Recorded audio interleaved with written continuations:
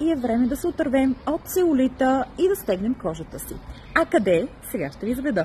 И ето ме пред GI Lashes and Brows. И ето това е моето тайно оръжие. Това е ендосфера. Ето сега ще ви покажа всъщност и как работи. Ето това са всъщност сферичките, които са толкова приятни на допир на кожата. А какво всъщност прави? Подобрява кръвообращението, стяга кожата и премахва целулита. Процедурата траеше 30-40 минути, вече съм готова, направих крака, дупе и корем.